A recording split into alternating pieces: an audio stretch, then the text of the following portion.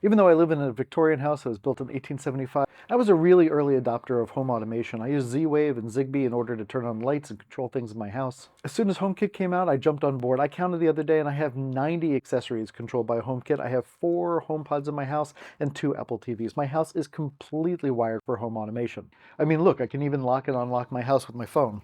Crazy thing, what I don't have or I didn't was a good HomeKit doorbell. That's why the second it was announced, I bought the Aqara G4 doorbell with HomeKit, and it is great. It delivers on almost all of the promises of a HomeKit Secure Video doorbell. When Apple promised HomeKit Secure Video a few years ago, one of the big things that everyone was looking forward to was doorbells, because, I mean, think about it. The very first thing that most people want to do when they automate their house is have security cameras and have some way to see who's outside their house. A doorbell is the perfect bit of home automation. Sure, Logitech has made a HomeKit doorbell, but it is so bad that I pulled it off of my house after I installed it and I put a Ring doorbell back on. In fact, I've installed the Logitech doorbell for several people who've asked me to, and they have all taken the doorbell off their house. It just plain doesn't work. So goodbye, Ring doorbell. See you later, Logitech. In this video, I'm going to talk to you about the Aqara G4 doorbell, what it does right, what it does wrong, how easy it is to install, and whether or not you should get this doorbell. More than a year ago, Apple introduced HomeKit Secure Video, or HKSV.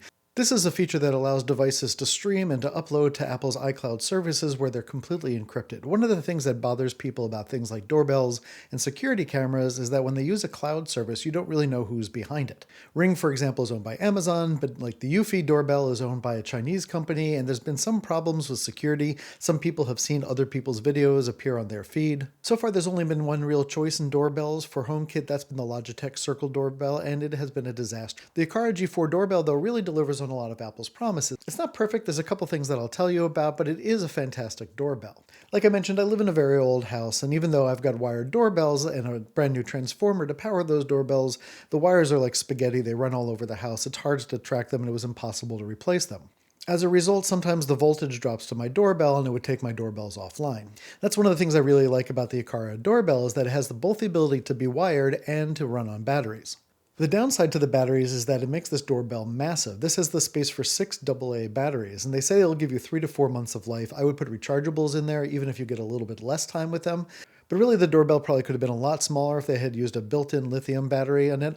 I suspect, though, that Aqara was trying to save money on this. If you ship something with lithium batteries, they have to be transported differently. By packing this with regular alkaline batteries, that's not a problem. Still, though, this doorbell is really big. The other reason they might have made this really big is to give you this massive camera. This camera has a full 162-degree field of view. That is almost a fisheye field of view, and it records in 1080. Also, the camera reminds me of something. I'm not quite sure what. Open the doors. Dave, this conversation can serve no purpose anymore. Goodbye. One of the cool things about the doorbell button is that when the doorbell has detected motion, the button glows red to let you know that you're being recorded. That's really great because in some places you can't record somebody without them knowing that they're being recorded, and that red doorbell makes it really obvious. Installation couldn't have been easier even with my wired doorbell, but if I was doing this wirelessly, this would have been a no-brainer install. All I had to do was take the wires off of my old doorbell and connect them to the new doorbell. If you're doing this wirelessly, all you have to do is put in 6 AA batteries. That's pretty much it. The doorbell comes with a mounting plate that's angled so you can tilt it towards the door. That gives you the ability to see people a little bit better because the doorbell and the door frame are usually a little bit off center from each other. It's a reversible plate so that you can angle the doorbell whichever way you need for whatever kind of door you have. If you're mounting this to your door frame, you basically need a drill and a screwdriver, and that's it. It takes a couple of minutes to put this in. The doorbell comes with a chime repeater, which is really important because you need to use this when you're doing HomeKit setup. There's also a HomeKit sticker on the chime. That's the thing that you're going to want to scan in HomeKit in order to set up the doorbell. Another nice thing about the chime unit is that that's where you can put in a micro SD card in order to record footage from the camera locally, which is great because if someone steals your camera, they don't take the footage of them stealing the camera along with them. Using it either as a standalone doorbell using the app or using it in HomeKit Secure Video, there's a bunch of neat features. The doorbell has face detection, you can program which faces it recognizes, and you can use that for automation, which is really awesome. The doorbell has both motion detection and face detection, and both of these things can be used to trigger events. For example, I can use it to turn on my outside light anytime it detects motion at the door. But since it does face recognition, I can also have it do things like turn on inside lights when me and my wife or my son come home, but not turn on inside lights when the mailman comes with a package. And since it's got face recognition and subject recognition built in, you can have it tell you when there's something like a person or a delivery or a vehicle, and you can turn each of those off so you don't get the notifications that you don't want. The Aqara G4 doorbell is also priced great. It's $119 right now online.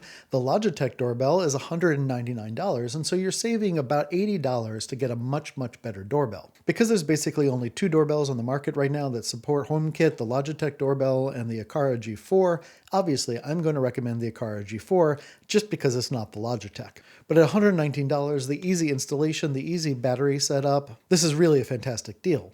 I'm going to leave a link to the doorbell in the description below. I get a little commission off of that if you buy it, so if you are going to buy one of these doorbells, please do click on that link. If you have any thoughts about the doorbell or any questions, let me know in the comments below. I'll answer any questions that I can. And I'm looking forward to hearing whether you think that this is a good doorbell for you. If you want to see more of my honest videos, you can click up here. If you'd like to subscribe, and please do, it really helps the channel, click over here.